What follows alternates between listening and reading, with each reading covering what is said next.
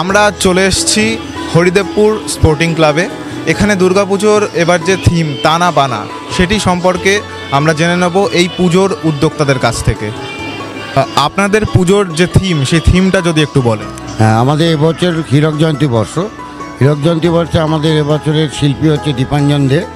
তার ভাবনায় এবার হচ্ছে আমাদের থিমের নাম তানা বানা। তানা বানা অর্থাৎ এটা ইউপিতে বেনারসে যে টানা পড়েন আমরা যেটা বাংলায় বলি সেটাই ওরা টানা বানা বলে। আমরা এবছর বাঙালি রমণীর বিশেষ করে যে মূল পরিধান শাড়ি, সেটা যে বিবাহতে বিশেষ করে যেটা লাগে সেটা হচ্ছে বেনারসি শাড়ি। তো বেনারসি শাড়ি নিয়ে আমাদের এবছরের থিমটা সাজিয়েছে আমাদের শিল্পী। তো বেনারসি শাড়ি কিভাবে উৎপত্তি হলো, তার পরিচিতিটা কী এবং তার ব্যাকগ্রাউন্ডটা কী, মুঘল সাম্রাজ্য থেকে যেভাবে শুরু হয়ে এসছে সেটা আমাদের মণ্ডপে তুলে ধরা হয়েছে। বিভিন্ন রকম চিত্র প্রদর্শনী দিয়ে এবং শাড়ি বিভিন্ন রকমভাবে সাজিয়ে এবং মাকে একদম বাংলার যে নারী সেই রূপে সাজিয়ে বেনারসিতে সেভাবে আমাদের এই মণ্ডপটা সাজানো হয়েছে। বেনারসি দিয়ে এবার পুরো মণ্ডপটা। ধন্যবাদ।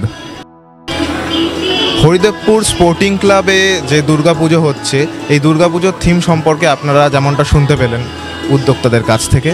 ক্যামেরায় শুভব্রতর সঙ্গে আমি স্নেহাশিস ভট্টাচার্য, ডিবি নিউজ, কলকাতা।